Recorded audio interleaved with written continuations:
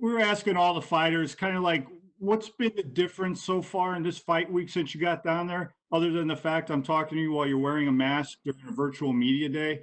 What are some of the other differences that you've seen once you arrived at the hotel? It, obviously we know we're fighting, but it doesn't feel like fight week. You know what I'm saying? Like it's just calm, like it's deserted. Which is actually kind of peaceful to us. There's no fans waiting for us, so there's nobody that's really the outside coming in. So I think that's for me that's the biggest difference. Besides being tested and having a 6 inch Q-tip going up your nose. Was that right away, Henry? Is like as soon as you arrived at the hotel? Is that when you guys have to go through that? Yeah, as soon as I arrived at the hotel, they did that. They grabbed us and put us in the front of the line, and we got tested. Like I got tested within 15 minutes of my arrival. And then Francis said that he's just been basically in the room and really hasn't gone out. Has that been your experience as well, or have you been able to go out of the room at all, or what's that been like?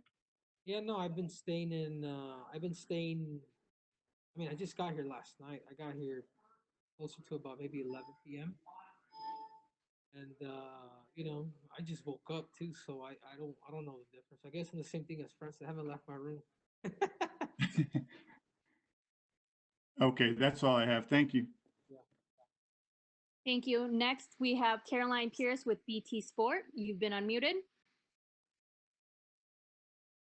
Recently that this is sort of triple C version 2.0. So what upgrades have you made from the original model that we've been used to seeing? I've gone cringier. If you haven't noticed, you see my last post that I'm willing to marry Jose Baldo if I have to get him out here. So that's about it, man. I think I view the sport a lot different since my last fight. I've coming off an injury and being out for close to a year. I think it's only opened my eyes to a lot of new things and actually got to know myself and my style more. So that's the triple C you guys are gonna see on Saturday night. Talking of the triple C and the cringe and all that kind of like persona that you portray, Dominic Cruz did a bit of a character assassination of you on Ariel Hawani's show, basically saying you do that to hide the real you or not knowing who the real you is. I mean, what do you say to that? I think I don't know what to say about that. I think cringe is a new cool. I think I've always been a little cringe, a little bit of corny. If anything, I think it's the person that you are, and then you just amplify a little bit more. Now, of course, man, Dominic Cruz is like he's like a car salesman. He's got to say anything to grab you guys' attention, just like Triple C. So Dominique Cruz can say what he wants, but at the end of the day, he's gonna have to step into that octagon with me, and he's gonna have to show it with his action. You guys will definitely be throwing down on Saturday night. You've called out Dom in the past. You've said that he was your number one choice, but at the same time, you've referred to him as a tune-up fight, and that he's kind of lucky or hit the jackpot in getting this fight. Do you still feel this way? Do you still feel he's a tune-up fight, or are you taking him seriously as a genuine contender for your bantamweight belt? Yeah, absolutely. I'm expecting the best Dominic Cruz out there. Like I'm in the reason why I became successful all these years. Don't allow that cringe to fool you. Because at the same time, I'm a very powerful minded human being. So I'm expecting the best Dominic Cruz to come on Saturday night. But I hope he also expects the best Triple C to come out. When I'm firing at all cylinders, I don't think there's any man, any human being on earth, not even Francis Ngannou. You feel you could take on Francis, like get done with Dominic and then step in there with Francis. Why not? Bring him out. Bring out that French fry. Look, you know from the past what Dominic brings, the caliber of fighter he is, former champion himself. What do you have to do? What do you have to showcase to make sure you're the one that gets the win? Patience, skills, sticking to the game plan, adjusting in the fight.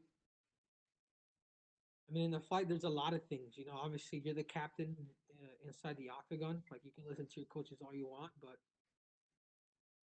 you also got to listen to your abilities and the stuff that's in front of you. Your strength, opportunities, and threats.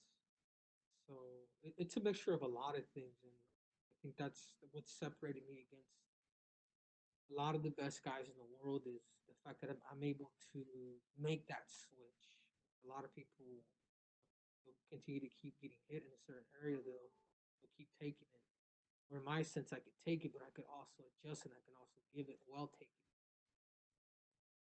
And it's a great backstory. You're both from Arizona. You know, you do have a certain amount of history training in the same state, etc., the same team, wrestling. You know, how does this story end for you? You get to fight one another now. If you were to write this story right now, how you want it to play out perfectly on Saturday night, what does it look like? Yeah, I don't want it to play out perfectly. Is my hand being raised?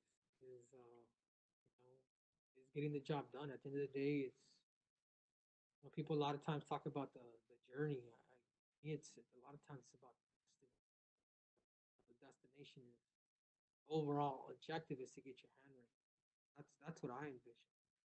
But have you visualized a specific finish, a submission, a knockout, you know, anything that would really put the cherry on top of the cake? Yeah, knockout would be nice. I'm ready. I'm ready for 25 minutes if that's how long it goes. I'm ready for 2 minutes. I'm ready for 1 minute. I'm ready for 25. It really, I'm looking to stop him. Like that's my overall my goal. And how's it feel to be part of sporting history here, you know, with this global pandemic going on and everything going on in the world, that you get to be a part of something that's going to be bringing entertainment and joy to so many people that are craving sport right now? Yeah, I think it's awesome. First of all, I'd like to say that I was the first athlete last year to inaugurate the ESPN fight card against TJ. And now I'm again going back and looking into history. I'm part of the one of the biggest cards the entire year, maybe of the UFC, being part of this time where people are going through turmoil and unemployment and famine and whatnot. I'm gonna be able to entertain people, so that means a lot to me. Well, thank you and best of luck. Thank you. Carlos Contreras is next. You are unmuted. Carlos, Hi. you're up. Hola Henry, hi. Hola, hola, ¿cómo está? Te voy a hacer una pregunta en español y quiero ver si la puedes contestar también en inglés para pues no molestar mucho a la gente. Los fans de los deportes de combate están acostumbrados a tener una muy buena pelea el 5 de mayo. Esta vez no hubo box. Henry va a traer una gran pelea para celebrar este 5 de mayo el sábado. De verdad que ni la pensé, man, que está como no, como es raro de ver y sentir que la gente no celebró el 5 de mayo este año, pero los tengo algo preparado este sábado, o tal vez el 5 de mayo va a venir un poquito tarde, pero va a llegar, ¿eh? Gracias, Henry.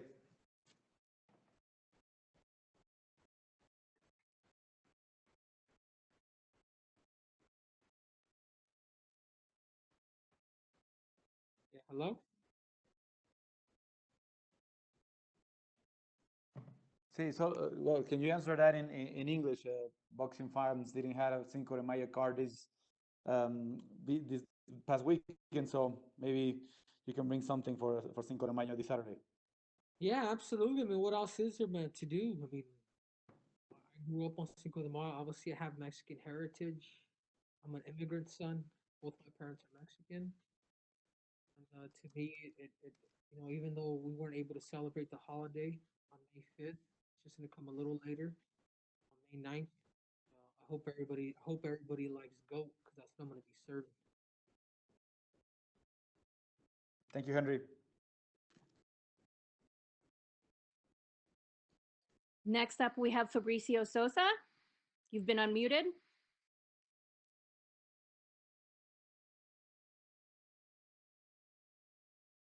Okay, we will carry on then. Nolan King with USA Today, you are up. Hola, hola. ¿Me escuchas? ¿Me escuchan? Sí, te escucho. ¿Cómo están? Ah, hola, ¿cómo andas, Henry? ¿Todo bien? Bien. Bueno, te hablo desde Argentina, discúlpeme los habla en anglosajona. Te quería preguntar, vos ya sos el triple C, como muchas veces lo dijiste. ¿Qué más te queda en el deporte de combate? ¿Qué más me queda? Me queda defender mi cinturón. Me queda defender mi cinturón, me queda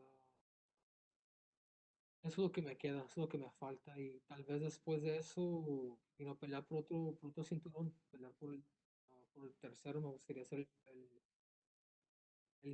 el primero en la historia de luchar por un tercer cinturón y obvio ganar. O si es posible, después de defender, me gustaría agregar otro cinturón.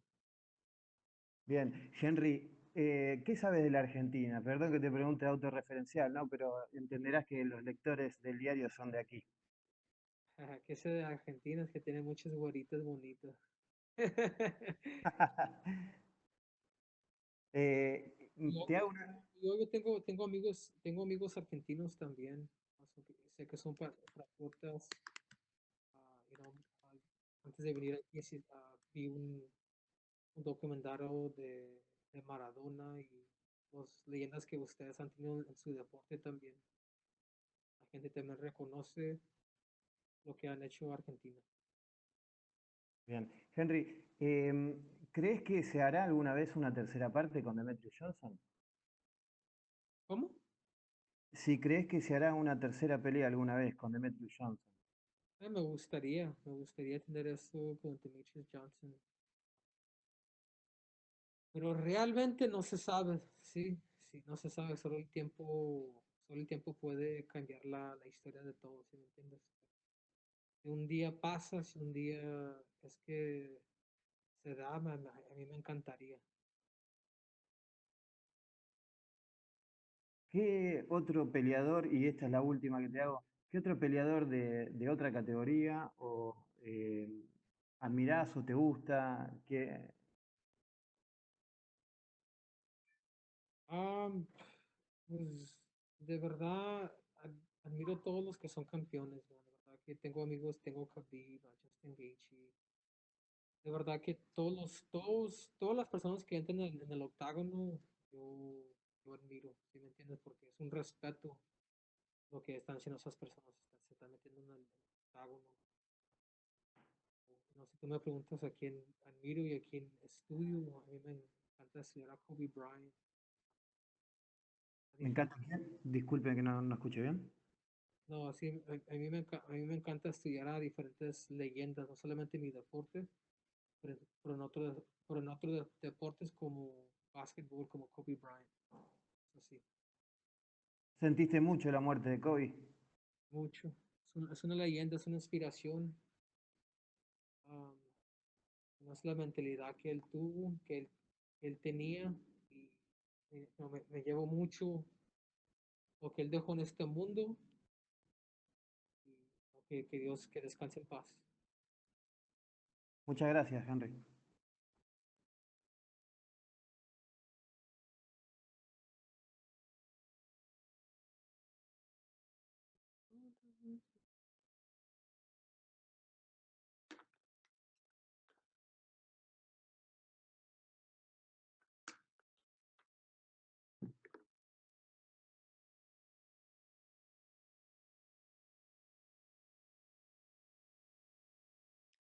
Okay, next up we have Nolan King with USA Today. Hey, Henry, appreciate you taking the time out today, man. Just got a couple of quick ones for you. First thing, you described what the fight week experience has been like for you thus far. And I know that as we get closer to the fight, the UFC's made some adjustments too in order to put in some safety precautions, no stare downs. You guys are going to have to go to the arena, sooner. Are you a guy that's able to adjust that a little bit, on the fly? Is that something that you think will throw you off at all, or?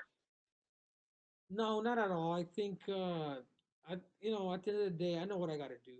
At the end of the day, the job is, a lot of people talk about the journey, but they forget that the destination, what's the destination? The destination is to win and compete.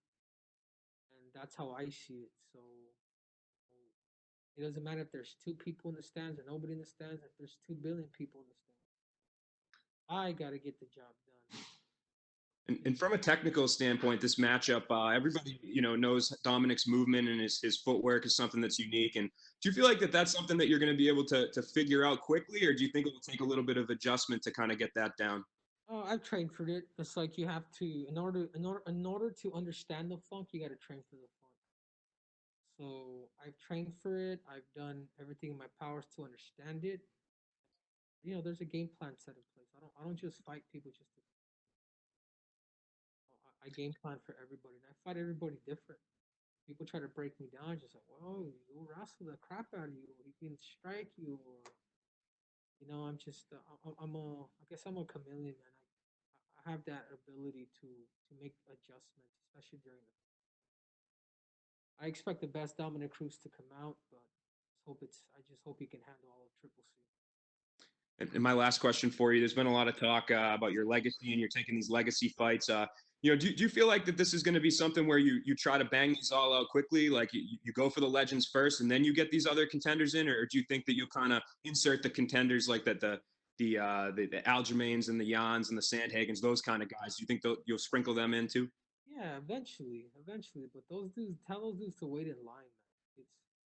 Tell me who they've beaten. Like Peter Yan, all these dudes, they've already shared to fight each other to really make a number one contender. Because I knocked out the number one contender. So if they continue to keep crying, call each other out, man, make a storyline, build fights, Jesus. So as of right now, this is why I'm calling out legends, man, because these dudes have paid their dues in the sport. Dominique Cruz and Jose Baldo. Appreciate it, Henry. Thank you. Okay, next we have Elizabeth Perez from CNN Espanol. Elizabeth, you've been unmuted. Hello, hi Henry, ¿qué tal? Un gusto saludarte, Elizabeth Pérez de CNN en español. Quisiera hacerte un par de preguntas, comenzando primero, ¿qué sientes al ser uno de los pocos atletas que está regresando a la acción para de alguna forma entretener durante esta pandemia del COVID-19? Para mí es un honor, para mí es una, de poder dar de poder entretener a la gente en estos días que es tan difícil en todo el mundo. Si podemos traer alegría a la gente, a familias que van a estar en sus casas viendo estas peleas, man, eso para mí se me hace muy bonito, si me entiendes. Entonces, para mí estoy feliz, estoy contento de poder ser una parte de entretenimiento para la gente que está en su casa. Tal vez están tristes, tal vez están alegres, pero sea como sea, quiero entretener a ellos. Tu rival en este próximo combate, Dominic Cruz, es considerado uno de los mejores actualmente, pero no ha peleado en 4 años. ¿Consideras tú que esa ausencia del octágono representa quizás para ti una ventaja? No, pues recuerda también que yo también tengo un año que no peleo también. Yo llegué de cirugía, pero él ha mostrado que él puede pelear. Después de 3 años y medio, creo, él le ganó a TJ Dillashaw. O sea, eso es lo que te dice, es que es un rival difícil, es un rival que sabe competir y sabe ganar. ¿Sí me entiendes? Yo estoy preparado para el mejor Dominic Cruz. Yo no estoy tomando este muchacho, yo lo estoy tomando en serio. Y la gente va a ver el sábado. ¿Y qué consideras a tu juicio va a ser lo que va a marcar la diferencia entre Dominic Cruz? La diferencia soy yo completamente. Soy una cebolla, tengo todo, tengo rapidez, tengo corazón, tengo fuerza, tengo un poquito de todo. Y soy una persona que soy un extremo. Me encanta de mostrar a mi alma, a lo que yo tengo dentro, de qué tan fuerte yo puedo empujar el cuerpo, la mente, el espíritu de guerrero. Muchísimas gracias, Henry, y mucho éxito. Gracias a usted. Okay, next question we'll have Damon Martin from MMA Fighting.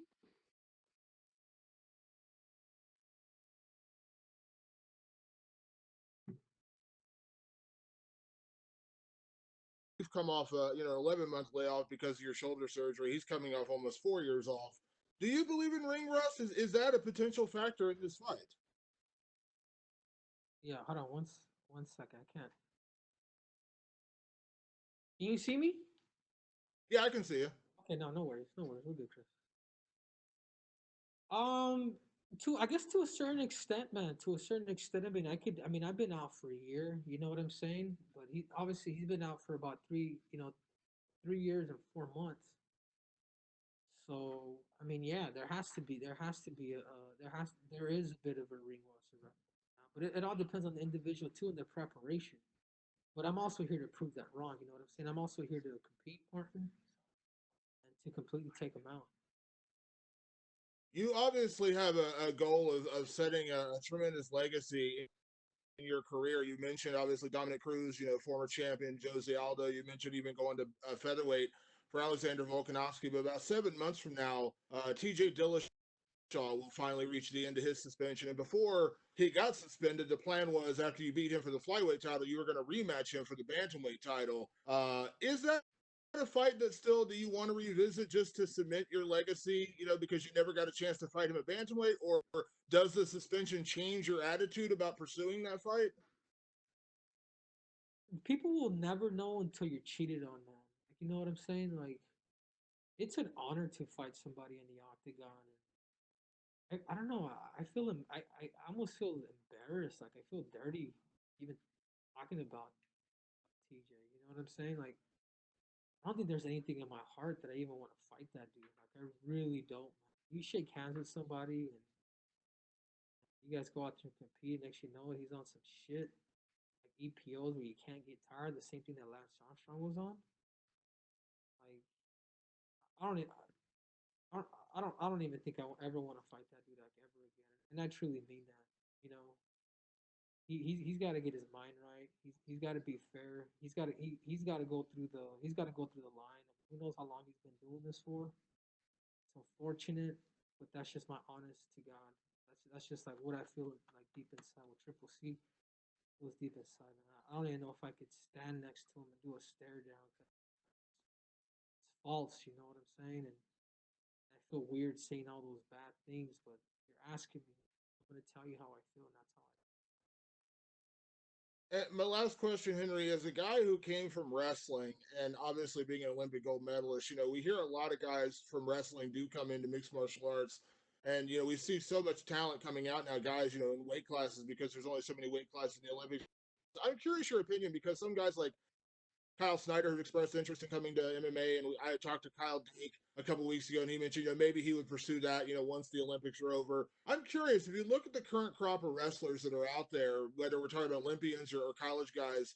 In your opinion, who do you believe would be the best prospect to come to the UFC or come into MMA? If you were looking at wrestlers right now, who would you peg as a guy to say, I think he should try MMA? Yeah, I think, and there's an interest too. I mean, obviously, anybody at a high level, obviously a Kyle Snyder, man, you can never count him out. But the only thing that scares me with Kyle is the fact that he's a little stubby for his weight, and I would like to see him get super elusive with his shoulder in order for him to be successful in strike.